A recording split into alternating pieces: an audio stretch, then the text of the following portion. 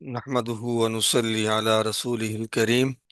محترم معزز سامعین کرام، اللہ تعالیٰ کے فضل و کرم سے پیارے نبی حضرت محمد مصطفیٰ صلی اللہ علیہ وسلم کی پیاری سنت مسواک کے متعلق کل ہم نے بہت ساری احادیث سنی، جن احادیث میں آپ صلی اللہ علیہ وسلم نے مسواک کے فضائل بیان فرمائے، اور آپ صلی اللہ علیہ وسلم کی مسواک کے ساتھ محبت اور تعلق کو ہم نے پڑھا۔ انشاءاللہ تعالی آج مسواک کے متعلق آپ صلی اللہ علیہ وسلم کے چند معمولات پڑھیں گے۔ مسواک کے متعلق حضرات صحابہ رضی اللہ عنہم کے کچھ معمولات کا تذکرہ ہوگا۔ مسواک کے فوائد، ٹوتھ پیسٹ مسواک کا متبادل ہو سکتا ہے یا نہیں، ان عنوانات پر انشاءاللہ گفتگو ہوگی۔ اللہ تعالی ہم سب کو عمل کی توفیق عطا فرما دے۔ ہمارے پیارے نبی حضرت محمد صلی اللہ علیہ وسلم جس وقت نیند سے بیدار ہوتے تو مسواک ضرور کرتے تھے، چونکہ آپ صلی اللہ علیہ وسلم نے حضرت جبرائیل علیہ الصلاۃ والسلام سے ہم کلام ہونا تھا، اور اللہ جل شانہ سے بھی ہر وقت آپ ہم کلام رہتے تھے، تو آپ کی عادت مبارکہ تھی کہ آپ جب بھی نیند سے بیدار ہوتے تو مسواک کا اہتمام فرماتے تھے۔ سیدہ عائشہ رضی اللہ عنہا فرماتی ہیں، حضور اقدس صلی اللہ علیہ وسلم رات یا دن میں جب بھی سو کر اٹھتے تو وضو سے پہلے مسواک کرتے تھے۔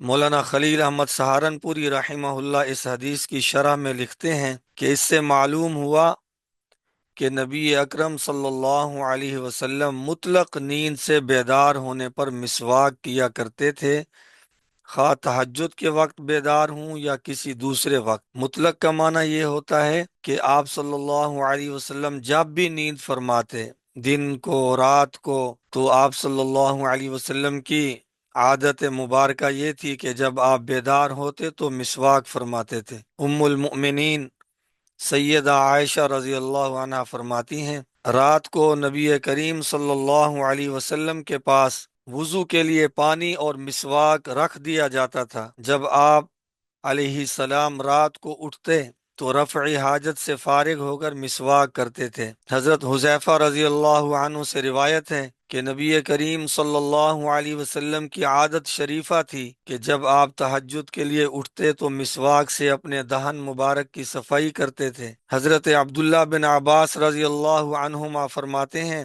کہ ایک مرتبہ میں نبی کریم صلی اللہ علیہ وسلم کے ہاں رات گزارنے کے لیے گیا۔ میں نے دیکھا جب آپ صلی اللہ علیہ وسلم تہجد کے لیے اٹھے تو آپ صلی اللہ علیہ وسلم کی خدمت میں وضو کے لیے پانی پیش کیا گیا۔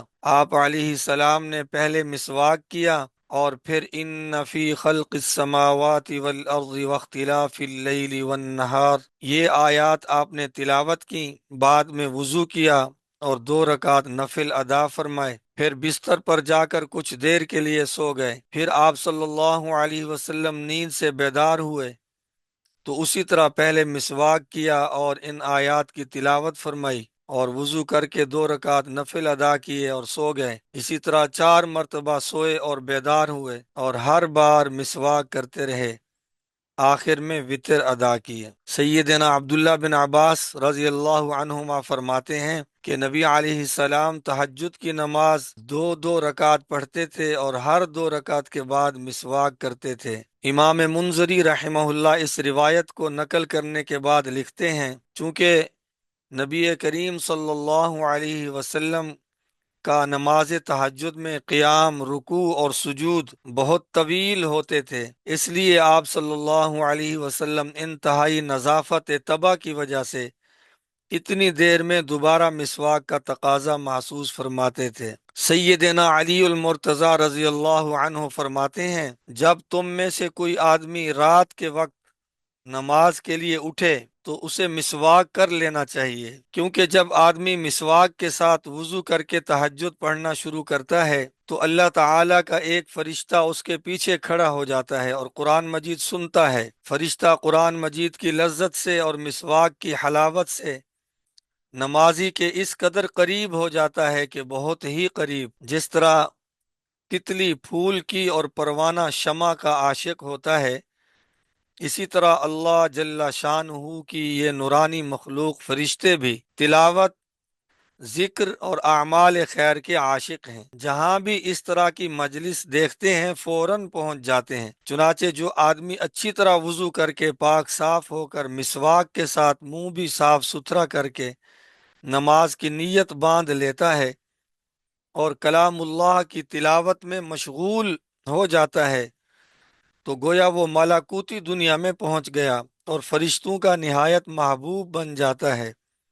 اب اس میں اور فرشتوں میں کسی طرح کا فاصلہ نہیں رہا۔ حضرت زید بن خالد رضی اللہ تعالیٰ عنہ سے روایت ہے کہ نبی کریم صلی اللہ علیہ وسلم نے مسواک کرنے کی بار بار تاکید فرمائی تو صحابہ رضی اللہ عنہم اجمعین نے مسواک ہر وقت اپنے پاس رکھنے کا معمول بنا لیا تھا۔ حضرت ابو سلمہ رضی اللہ عنہ فرماتے ہیں، میں نے زید بن خالد رضی اللہ عنہ کو مسجد میں بیٹھے دیکھا کہ انہوں نے کان پر مسواک اس طرح رکھی ہوئی تھی جس طرح کاتب قلم رکھتے ہیں۔ حضرت صالح بن کیسان رضی اللہ عنہ سمیت تمام صحابہ رضی اللہ عنہم کا معمول تھا کہ وہ بازاروں میں چلتے پھرتے وقت بھی مسواک اپنے کانوں پر رکھتے۔ حضرت ابو ہریرہ رضی اللہ تعالیٰ عنہ سے روایت ہے کہ صحابہ رضی اللہ عنہم کانوں پر مسواک رکھتے تھے اور ہر نماز کے وقت مسواک کرتے تھے۔ حضرت ابو خیرہ صباحی رضی اللہ عنہ فرماتے ہیں کہ میں ایک وفد کے ساتھ سفر پر روانہ ہونے لگا تو نبی کریم صلی اللہ علیہ وسلم نے ہمیں پیلو کی مسواک کا تحفہ عنایت فرمایا اور ارشاد فرمایا کہ ان سے مسواک کرنا۔ روایات میں آتا ہے کہ نبی کریم صلی اللہ علیہ وسلم جب سفر پر تشریف لے جاتے تو مسواک، کنگھا، سرما دانی اور آئینہ ساتھ لے جاتے تھے۔ روزہ دار کے لیے مسواک، جس طرح نماز اور جمعہ کے لیے مسواک کا حکم ہے، اسی طرح روزہ دار کے لیے بھی مسواک کی بہت بڑی فضیلت ہے۔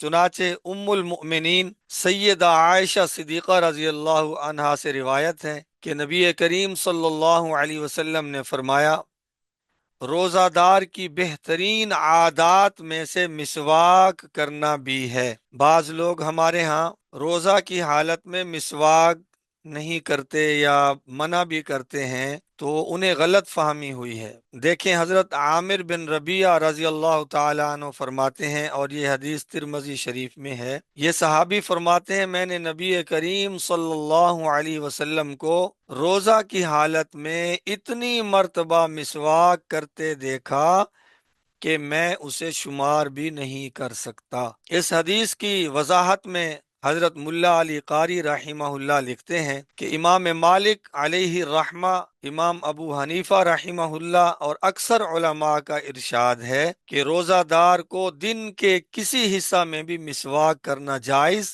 بلکہ سنت ہے۔ امام مالک رحمہ اللہ کا ایک قول نقل کیا جاتا ہے کہ روزہ دار کو مسواک کرنا مکروہ نہیں ہے، خواہ تر ہو یا خشک، زوال سے پہلے ہو یا بعد۔ البتہ امام شافعی رحمہ اللہ زوال کے بعد مناسب نہیں سمجھتے۔ امام شافعی رحمہ اللہ کا کہنا یہ ہے، اور ہمارے ہاں بھی لوگ یہی دلیل دیتے ہیں، کہ اس سے نا بو زائل ہو جاتی ہے، جس بو کے متعلق نبی کریم صلی اللہ علیہ وسلم کا ارشاد ہے کہ یہ اللہ تعالیٰ کو مشک و عنبر سے بھی زیادہ پسندیدہ ہے، تو مسواک کریں گے تو وہ بو ختم ہو جائے گی۔ لیکن آپ نے ابھی حدیث سنی حضرت عائشہ رضی اللہ تعالی عنہا کی بھی اور دوسرے صحابی کی بھی، کہ ہم نے نبی کریم صلی اللہ علیہ وسلم کو روزہ کی حالت میں اتنی مرتبہ مسواک کرتے دیکھا ہے کہ شمار بھی نہیں کیا جا سکتا۔ اور پھر وہ جو بو کے متعلق بات کی جاتی ہے وہ معدہ خالی ہونے کی وجہ سے پیدا ہوتی ہے، اور وہ مسواک سے بھی زائل نہیں ہوتی۔ اس کا تعلق بھوک کے ساتھ ہے، اس کا تعلق مسواک نہ کرنے کے ساتھ نہیں ہے۔ روزہ کی حالت میں مسواک بالکل کرنا ہے، لازمی کرنا ہے۔ جس طرح روزہ کی حالت میں دیگر اعمال کا ثواب بڑھ جاتا ہے، اسی طرح مسواک کا معاملہ بھی ہے۔ تو وہ معدہ خالی ہونے کی وجہ سے بو پیدا ہوتی ہے، اس کا مسواک کے ساتھ کوئی تعلق نہیں ہے۔ حضرت عبد الرحمن نے حضرت معاذ بن جبل رضی اللہ تعالیٰ عنہ سے پوچھا کہ کیا میں روزہ کی حالت میں مسواک کر سکتا ہوں یا نہیں؟ تو انہوں نے فرمایا کر سکتے ہو۔ عبد الرحمن نے پھر سوال کیا کہ دن کے کس حصہ میں مسواک کرنا جائز ہے؟ انہوں نے فرمایا صبح یا شام، جس حصہ میں بھی چاہے مسواک کر سکتا ہے۔ سائل کہنے لگا لوگ شام کے وقت روزہ کی حالت میں مسواک کرنا مکروہ سمجھتے ہیں اور کہتے ہیں کہ نبی علیہ السلام کا فرمان ہے کہ روزہ دار کے منہ کی بو اللہ تعالی کے نزدیک کستوری سے زیادہ خوشبودار ہے۔ سیدنا معاذ رضی اللہ عنہ نے فرمایا سبحان اللہ،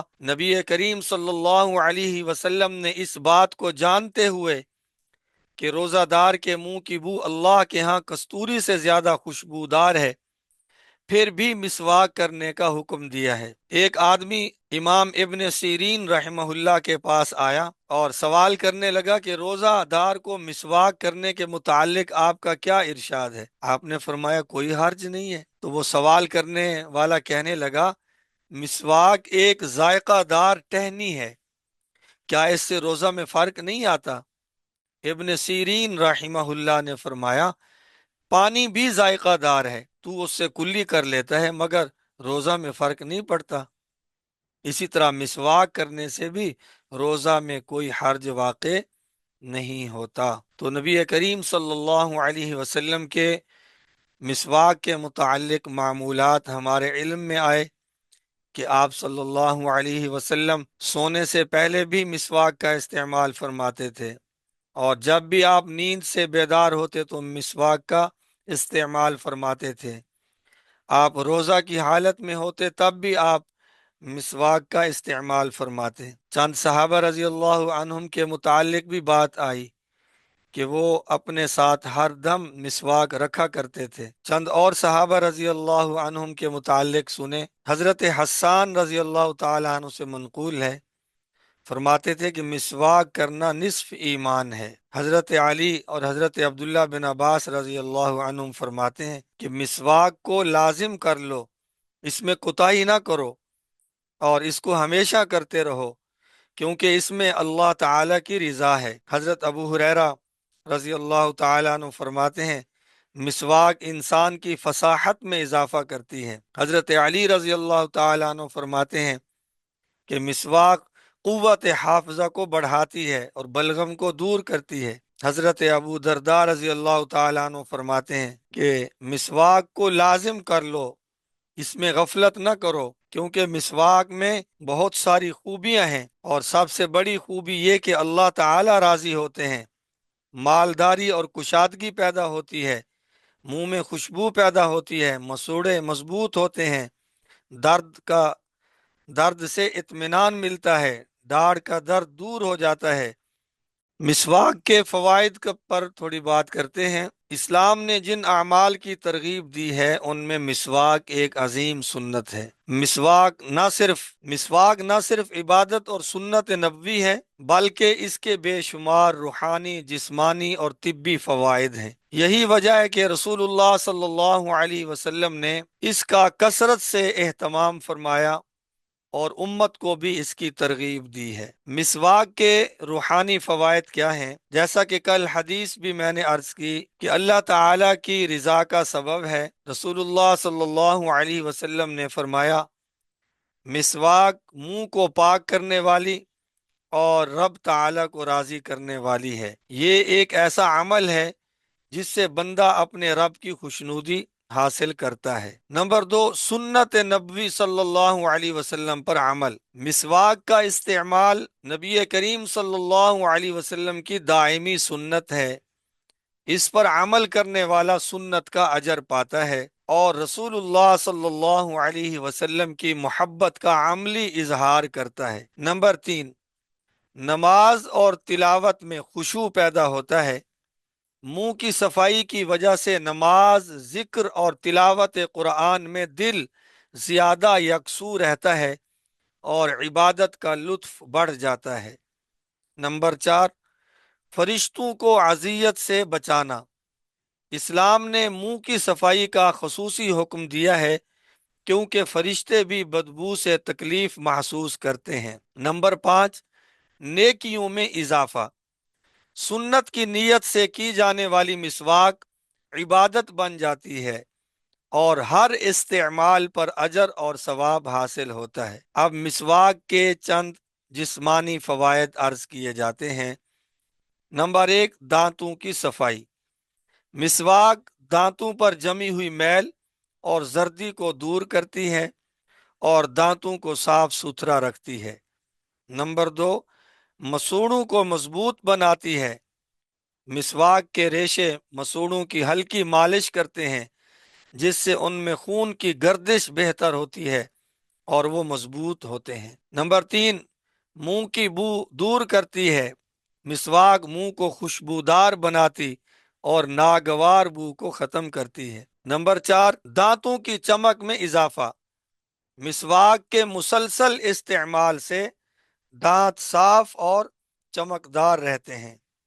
नंबर पाँच, जबान की सफाई। मिसवाक जबान पर मौजूद जरासीम और मैल को दूर करने में भी मुआविन है। इसमें भी बहुत कम लोगों को इल्म है। लोग अपनी जबान पर मिसवाक का इस्तेमाल नहीं करते, हालांकि थोड़ा सा जबान पर भी मिसवाक का इस्तेमाल करना चाहिए।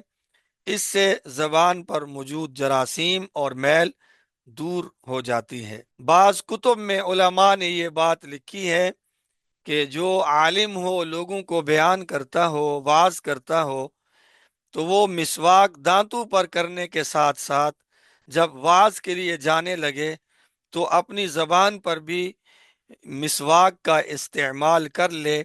इससे इंशा अल्लाह ताला अल्लाह ताला उसकी जबान को खोल देंगे और बहुत कीमती बातें उसकी जबान से अदा होंगी। सातवां फायदा, भूख में इजाफा। मुंह की सफाई और लुआब के मुतवाजिन इखराज की वजह से खाने में रगबत बेहतर होती है।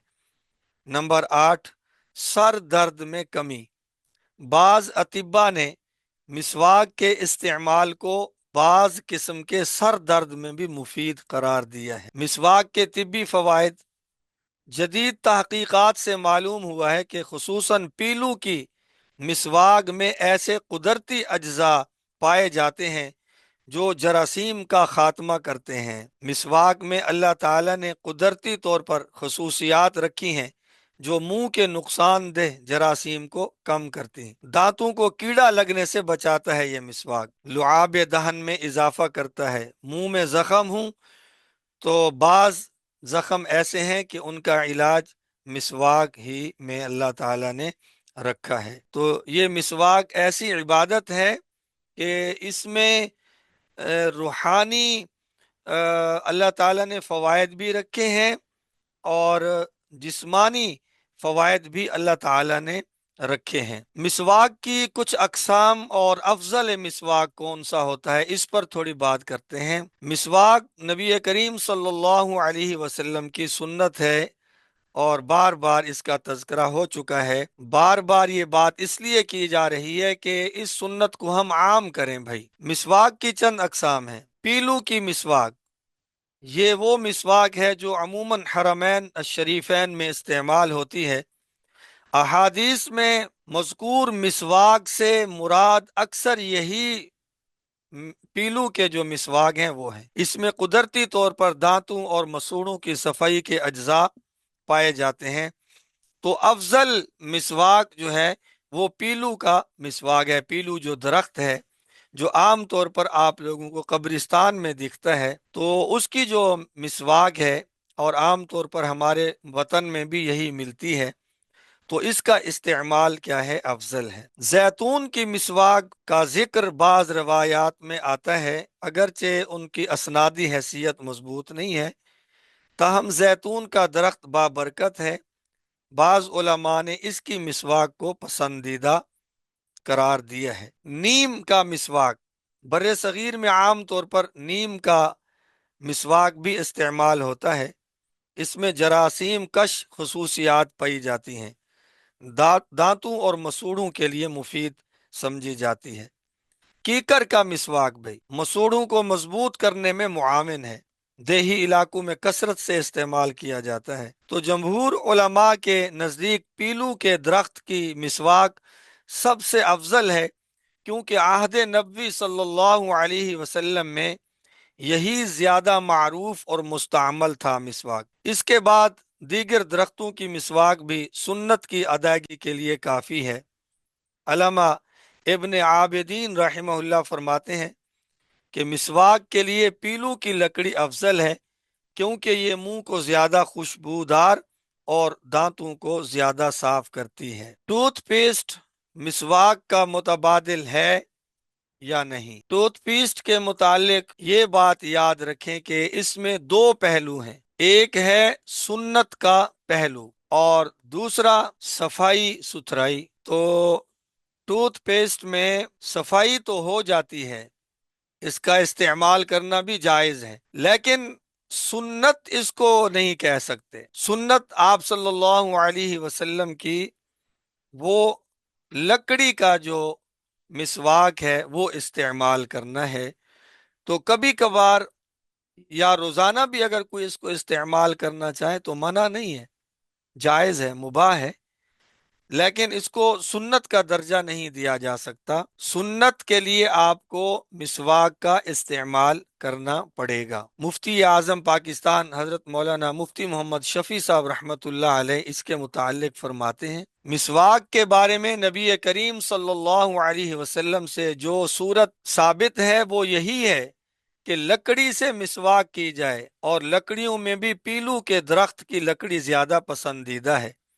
لیکن اگر لکڑی کی مسواک اتفاقاً موجود نہ ہو تو انگلی سے یا موٹے کپڑے وغیرہ سے دانت صاف کر لینا مسواک کے قائم مقام ہو سکتا ہے۔ اس سے ظاہر ہوا کہ برش کا اصل حکم بھی یہی ہے کہ اگر اتفاقاً مسواک موجود نہ ہو تو اس کا استعمال قائم مقام مسواک کے ہو جائے گا، لیکن بطور فیشن اس کی عادت ڈال لینا مناسب۔ فتاوی دارالعلوم میں حضرت نے یہ فتویٰ دیا۔ حضرت مولانا مفتی عبد الرحیم لاجپوری رحمہ اللہ فتاوی رحیمیہ میں لکھتے ہیں، وضو کرتے وقت مسواک کرنا سنت مؤکدہ ہے، اور اس کا وقت وضو میں کلی کرنے کا ہے۔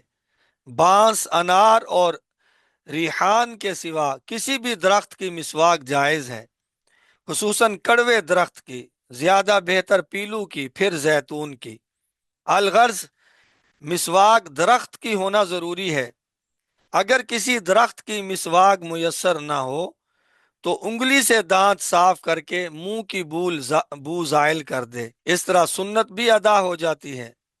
چونکہ مسواک کی سنت نبی کریم صلی اللہ علیہ وسلم نے ہمیشہ ادا فرمائی ہے، اور مسواک نہ ہو تو آپ علیہ السلام کا ارشاد ہے کہ اس وقت انگلیاں مسواک کا کام کرتی ہیں۔ اس سے ثابت ہوا کہ اصل سنت درخت کی مسواک ہے۔ وہ میسر نہ ہو یا دانت نہ ہوں یا دانت یا مسوڑے کی خرابی کی تکلیف ہو تو ضرورتاً ہاتھ کی انگلیاں یا کپڑے یا منجن یا ٹوتھ پیسٹ یا برش سے مسواک کا کام لیا جا سکتا ہے، مگر مسواک کے ہوتے ہوئے مذکورہ چیزیں مسواک کی سنت ادا کرنے کے لیے کافی نہیں ہیں۔ حضرت مولانا سید احمد رضا صاحب بجنوری رحمہ اللہ لکھتے ہیں کہ اصل سنت تو متعارف مسواک ہی سے ادا ہوگی، جو پیلو، کیکر، نیم وغیرہ کی لکڑی کی ہوں، اور برش وغیرہ کا استعمال گو صفائی کے مبالغہ میں زیادہ معین ہو، اور اس لحاظ سے وہ بھی بہتر ہوگا، مگر مسواک کی سنت ان سے ادا نہیں ہوگی۔ البتہ جس وقت مسواک دستیاب نہ ہو تو انگلیوں کی طرح ان چیزوں کا استعمال بھی جائز ہوگا۔ تو کوشش یہی کرنی چاہیے کہ مسواک کا استعمال ہو، اور اس کے ساتھ ساتھ اگر کوئی ٹوتھ پیسٹ کا استعمال کرنا چاہے تو وہ بھی منع نہیں ہے، اس سے بھی صفائی حاصل ہوتی ہے، لیکن آپ صلی اللہ علیہ وسلم کی مکمل اتباع جو ہے وہ کس میں ہے بھی؟ وہ درخت کے مسواک میں ہے۔ تو آپ تمام احباب سے گزارش ہے کہ آج کے بعد کوشش فرمائیں کہ آپ کا ہر وضو مسواک کے ساتھ ہو، اور آپ صلی اللہ علیہ وسلم سے جو دیگر مواقع آپ احباب کے سامنے آ چکے ہیں کہ آپ صلی اللہ علیہ وسلم مختلف مواقع پر استعمال کرتے تھے مسواک کا، تو اس کی عادت تمام احباب ڈال لیں۔ ایک حدیث تو نہیں ہے، البتہ علماء کی طرف منسوب ہے ایک قول کہ وہ فرماتے ہیں کہ جو آدمی مسواک کا اہتمام کرے اور اپنی جیب میں مسلسل رکھا کرے تو انشاءاللہ تعالی ایکسیڈنٹ، حادثات سے اللہ تعالیٰ اس کی حفاظت فرمائیں گے۔ تو یہ علماء کے تجربات میں سے ہے۔ آخر میں مسواک کا مسنون طریقہ وغیرہ یہ تھوڑا سمجھ لیجئے۔ دائیں ہاتھ سے مسواک کرنی چاہیے، کیونکہ نبی کریم صلی اللہ علیہ وسلم پاکیزگی اور اچھے کاموں میں دائیں جانب کو پسند فرماتے تھے۔ مسواک کو 3 انگلیوں سے پکڑنا مستحب ہے۔ مسواک پکڑتے ہوئے چھوٹی انگلی نیچے، درمیان کی 3 انگلیاں اوپر اور انگوٹھا نیچے رکھ کر پکڑا جائے۔ دانتوں کی چوڑائی میں مسواک کرنا، مسواک دانتوں کی چوڑائی میں پھیرنی چاہیے، لمبائی میں نہیں۔ لمبائی میں زیادہ زور سے مسواک کرنے سے مسوڑوں کو نقصان پہنچنے کا اندیشہ ہوتا ہے۔ اوپر اور نیچے کے دانت صاف کرنا، دائیں اور بائیں جانب کے تمام دانتوں کو اچھی طرح صاف کیا جائے، کسی حصے کو نہ چھوڑا جائے، اور دائیں حصہ کو دائیں یعنی اوپر والے دانتوں میں دائیں طرف کو پہلے کرنا ہے مسواک، دائیں طرف پھر بائیں طرف، اسی طرح نیچے والے جو دانت ہیں پہلے دائیں طرف پھر بائیں طرف۔ زبان کی صفائی کے متعلق بھی میں عرض کر چکا ہوں، اور 3 مرتبہ مسواک کرنا یہ پسندیدہ ہے۔ مسواک کے آداب میں سے چند آداب: اخلاص کے ساتھ مسواک کرنا، سنت کی نیت سے مسواک کرنا چاہیے، اور وضو سے پہلے مسواک کرنا سنت ہے، یعنی کہ وضو میں کلی کے مقام پر۔ بیدار ہونے کے بعد مسواک کرنا یہ بھی آپ کے سامنے آ چکا ہے، اور مسواک کو صاف ستھرا رکھنا یہ مسواک کے آداب میں سے ہے۔ گندی جگہ پر مسواک کو نہ رکھنا تاکہ اس میں جراثیم جمع نہ ہوں۔ اور ایک بات بھائی کہ بعض لوگ مسواک کا استعمال کرتے رہتے ہیں، حالانکہ ہمارے اساتذہ یہ بتاتے ہیں کہ 2-4 دنوں کے بعد جو مسواک آپ کرتے ہیں وہ اوپر جو ریشے وغیرہ ہوتے ہیں 2-4 دنوں کے بعد ان کو کاٹ لینا چاہیے، تاکہ پھر اور جدید نیچے سے اور نئے ریشے آ جائیں، وہ صفائی کرتے ہیں۔ ورنہ اگر آپ 2-4 دفعہ اس کو استعمال کریں گے تو وہ پھر بھرپور صفائی نہیں کر سکتے۔ 2-4 دن 5 دن استعمال کیا، پھر وہ ریشے کاٹ ڈالے، پھر نئے ریشے جو نیچے ہیں، اسی طرح کرتے کرتے جب چھوٹا مسواک بچ جائے جو ہاتھ میں نہ آ سکتا ہو، پھر آپ نیا مسواک لے لیجئے گا۔ مسواک کرتے وقت اتنی سختی نہ کی جائے کہ مسوڑوں سے خون نکل آئے یا دانتوں کو نقصان پہنچے۔ دوسروں کی استعمال شدہ مسواک استعمال نہ کریں بھائی۔ ہاں، آپ صلی اللہ علیہ وسلم حضرت عائشہ رضی اللہ تعالی عنہ کو دیتے تھے کہ یہ میرا مسواک آپ صاف کر کے دیں، تو حضرت عائشہ رضی اللہ تعالی عنہ آپ کا مستعمل جو مسواک تھا اس کو اپنے منہ میں لے لیتی، دہن میں لے لیتی، اور تاکہ آپ صلی اللہ علیہ وسلم کی برکات آ جائیں، تو پھر آپ اس کو دھو دیتی تھی۔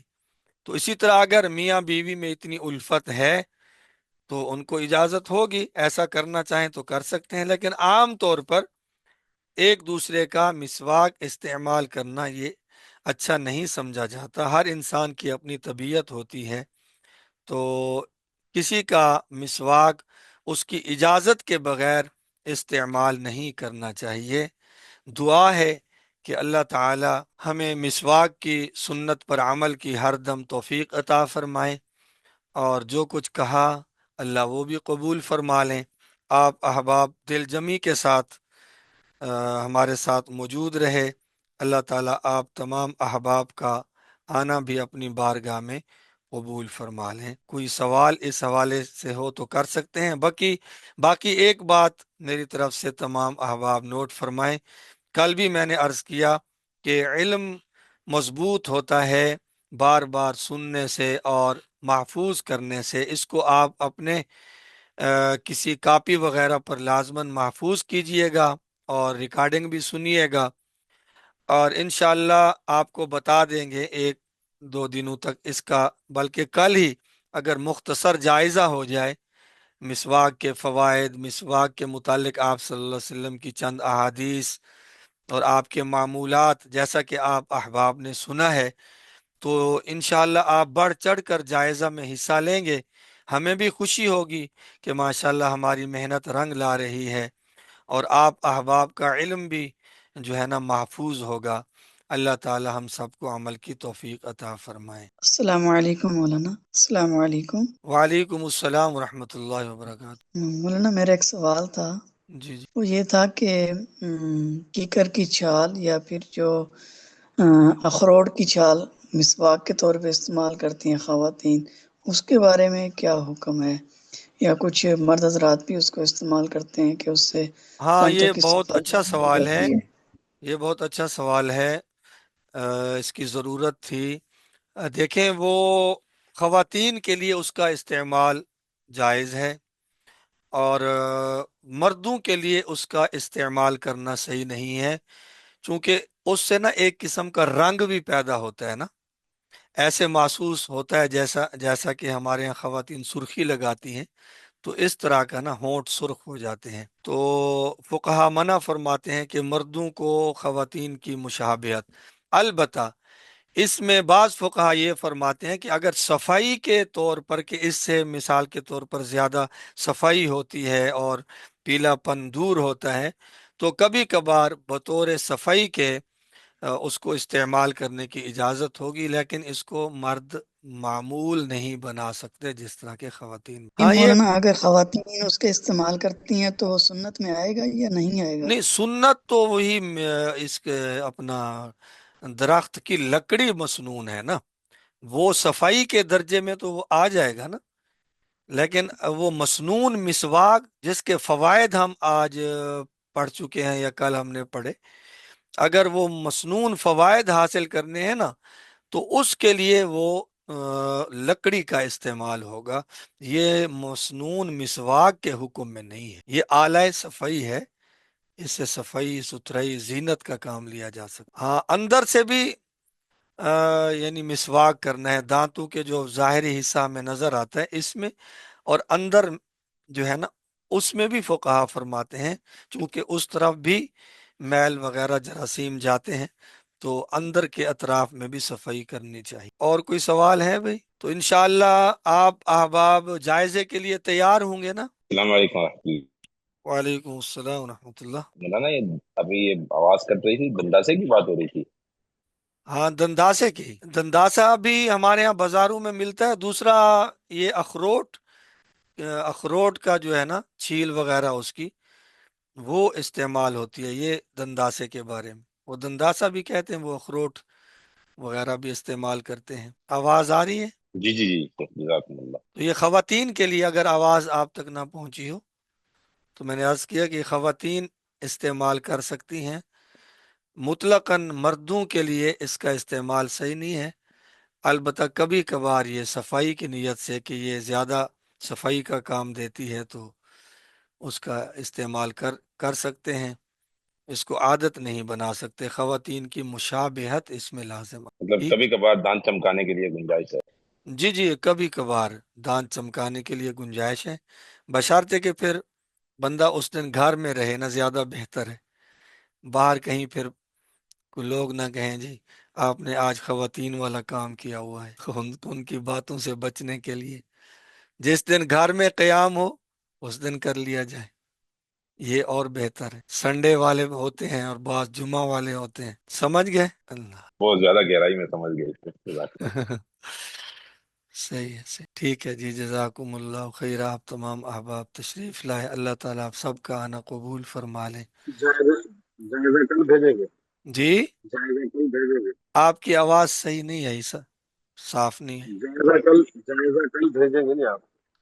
ہاں، جائزہ انشاءاللہ ابھی مشورہ کرتے ہیں تو آپ کو گروپ میں بتا دیں گے، تو آپ تمام احباب جو تشریف لائے ہیں نا، تو پھر جائزہ میں ایسا ہوتا ہے کہ سننے والے 30 35 اور جائزہ دینے والے 2 4 بندے، ایسا نہ ہو، کیونکہ آپ لوگ جتنا خوشی سے یہاں آئیں گے جائزہ دینے، تو ہم اگلا جو